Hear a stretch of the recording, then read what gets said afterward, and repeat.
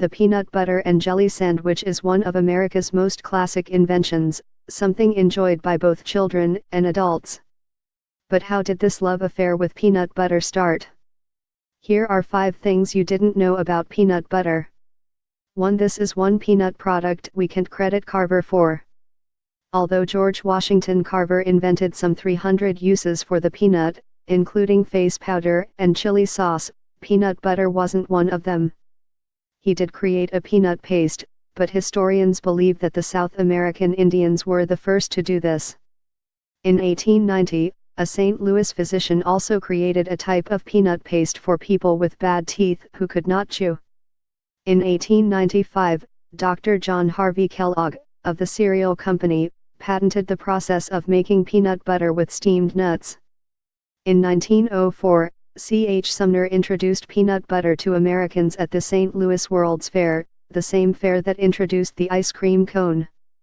2. The PB&J sandwich used to be high class. The first reference to peanut butter joining with jelly in sandwich matrimony was in a 1901 recipe by Julia Chandler Davis in the Boston Cooking School magazine.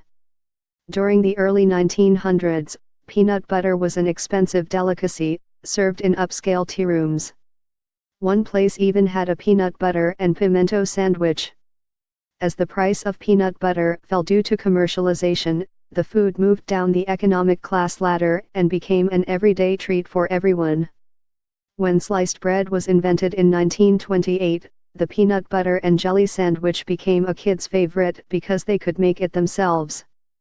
So why are peanut butter and jelly so good together? In the book Peanuts, The Illustrious History of the Goober Pea, Andrew F. Smith points out that peanut butter is a relatively neutral platform providing a nutty taste and a sticky texture that binds together various ingredients. And jelly can be relatively tart, providing a nice counterpoint.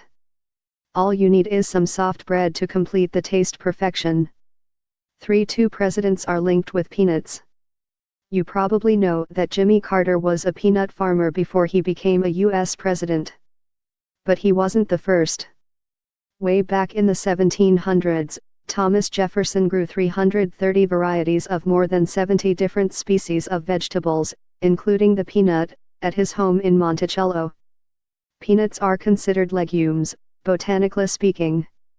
200 years later, Carter expanded his father's peanut business to include selling farm supplies as well as peanut seed he'd grown himself.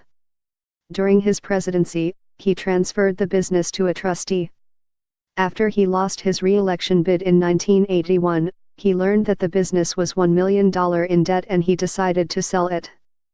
Carter still lives in Plains, Georgia, the state that grows half the peanuts in America. 4. Americans would rather be smooth than crunchy. It's an age-old debate, is crunchy or smooth peanut butter better? The Southern Peanut Growers Association says 63% of Americans prefer smooth, while 37% love crunchy. And the National Peanut Board notes that men like crunchy while women and children prefer smooth. Weirdly, or perhaps not, the West Coast goes for the crunchy and the East Coast goes for the creamy. Smooth peanut butter was invented first, in 1922 by Joseph Rosefield, who developed a patent to create peanut butter that did not separate.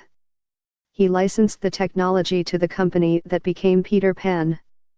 But after it wanted to cut the licensing fee, Rosefield started his own company, Skippy. He also invented crunchy peanut butter in 1932 by incorporating tiny pieces of peanuts into a smooth butter. 5. It's healthy, sort of. 2 tablespoons of Jif Creamy, America's best-selling peanut butter, has 190 calories, 14% of your daily saturated fat requirement and 3 grams of sugar. However, it also has 7 grams of protein, 2 grams of fiber and healthy levels of vitamin E, niacin, and potassium.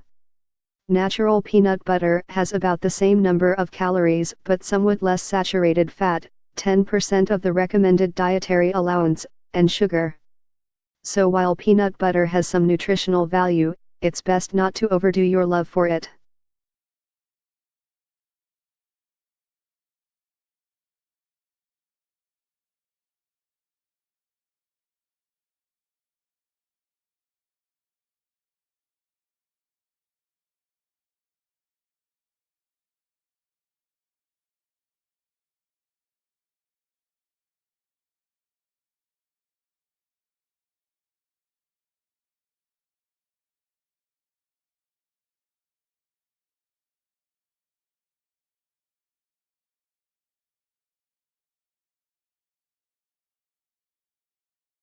You.